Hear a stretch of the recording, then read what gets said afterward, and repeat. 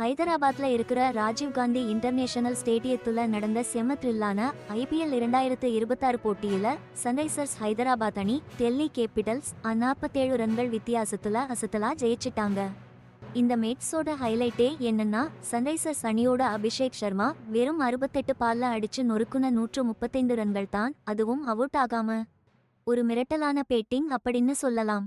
இந்த அதிரடி ஆட்டம் நடப்பு IPL சீசன்ல அபிஷேக் சர்மா அடிக்கிற 2வது செஞ்சுரிங்க. இந்த டோர்னமெண்ட்டுக்கே ஒரு பயங்கர பேஸ் அசெட் பண்ணியிருக்குன்னு சொல்லலாம். இப்போ அவரோட இந்த ஸ்கோர் IPL வரலாறுலேயே 5வது பெரிய தனிநபர் ஸ்கோரா மாறி இருக்கு. இதுக்கு முன்னாடி 2025ல பஞ்சாப் கிங்ஸ் அணிக்கு எதிராக அடிச்ச 141 ரன்கள் 3வது இடத்துல இருக்குதுங்கிறது குறிப்பிடத்தக்கது. ஷர்மாவோட இந்த அதிரடி இன்னிங்ஸ்ல 10 மிரட்டலான சிக்ஸர்கள் வேற இருந்துச்சு. சன்ரைசர்ஸ் ஹைதராபாத் அணியை 2 விக்கெட் இழப்புக்கு 242 ரன்கள்ங்கிற ஒரு பிரம்மாண்ட ஸ்கோரை எட்ட இது ரொம்பவே உதவியது. பல IPL போட்டிகள்ல 10 இல்லனா அதுக்கும் மேல சிக்ஸர்கள் அடிச்ச வீரர்கள் வரிசையில இந்த லெஃப்ட் ஹேண்டரோட பவர் ஹிட்டிங் திறமை இப்போ கிறிஸ் கெயிலுக்கு அடுத்த இடத்துல அபிஷேக் சர்மாவை நிறுத்திருக்கு. அவரோட இந்த தொடர்ச்சியான பெரிய ஸ்கோர்ஸ் IPL 2026 ஆரஞ்சு கேப் ரேஸ்ல அவரை ஒரு முக்கிய போட்டியாளரா முன்னணியில நிறுத்தியிருக்கு. ஒரு சீசன்ல அதிக ரன்கள் எடுக்கிற பிளேயருக்கு கொடுக்கிற விருது தான் இந்த ஆரஞ்சு கேப்ங்கிறது குறிப்பிடத்தக்கது. அபிஷேக் சர்மா அதிரடியா ரன் குவிச்சு சாதனை பண்ணினது ஒரு பக்கம்னா, சன்ரைசர்ஸ் ஹைதராபாத்தோட பவுலிங்கும் ரொம்பவே முக்கியமா செயல்பட்டுச்சு. ஃபாஸ்ட் பவுலர் ஈஷான் மாலிங்கா SRHக்கு ரொம்பவே முக்கியமான பங்காற்றினார். அவர் போட்ட 4 ஓவர்ல வெறும் 32 ரன் கொடுத்து 4 விக்கெட் எடுத்து அசத்திட்டாரு.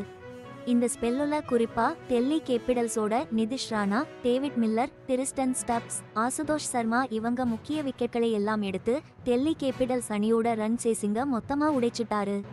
மாலிங்காவோட இந்த சிறப்பான பெர்ஃபார்மன்ஸ் சன்ரைசர்ஸ் ஹைதராபாத் அணிக்காக ஒரு வெளிநாட்டு வீரர் எடுத்ததுலேயே 3வது பெஸ்ட் பவுலிங் பெர்ஃபார்மன்ஸ் இது.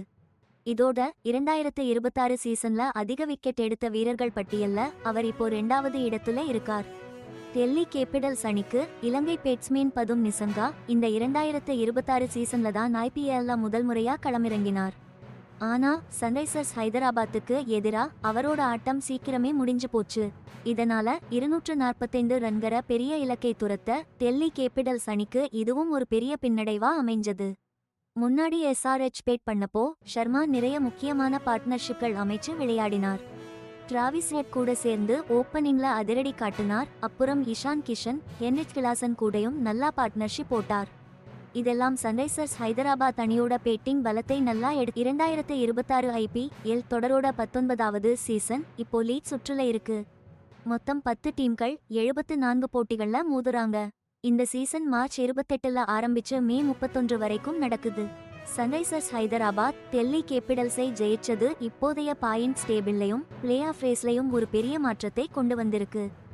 IPL பிளே ஆஃப்ஸ் எப்படி இருக்கும்னு பார்த்தீங்கன்னா, குவாலிஃபையர் 1ல முதல் 2 இடத்துல இருக்கிற டீம்ஸ் மோதுவாங்க. அப்புறம் எலிமினேட்டர் மேட்ச் 3வது 4வது இடத்துல இருக்கிற டீம்ஸ்க்கு இடையில நடக்கும். குவாலிஃபையர் 2ல குவாலிஃபையர் 1ல தோத்த டீமும் எலிமினேட்டர்ல ஜெயிச்ச டீமும் மோதுவாங்க. இதுல ஜெயிக்கிற டீம் தான் 2வது ஃபைனலிஸ்டா இருக்கும். அபிஷேக் சர்மாவோட தொடர்ச்சியான சிறப்பான ஆட்டம் அவரை ஆரஞ்சு கேப்புக்கான போட்டியில ரொம்ப ஸ்ட்ராங்கா வச்சிருக்கு. ஆரஞ்சு கேப்னா தொடரோட அதிக ரன் அடிச்சவங்களுக்கு கொடுக்கிறது. அந்த பட்டத்தை அவர் ரொம்ப தீவிரமா குறி வச்சிருக்கார்.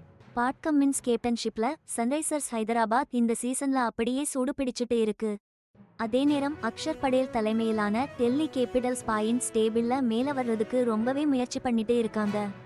இந்த நடந்துட்டு இருக்கிற போட்டி IPL லோட அடையாளமான அந்த பெரிய பரபரப்பையும் போட்டித்தன்மையையும் ரொம்பவே காட்டுது. ஏன்னா எல்லா டீமும் சாம்பியன்ஷிப் பிளே ஆஃப்ஸ்ல ஒரு இடம் பிடிக்க போராடிட்டு இருக்காங்க.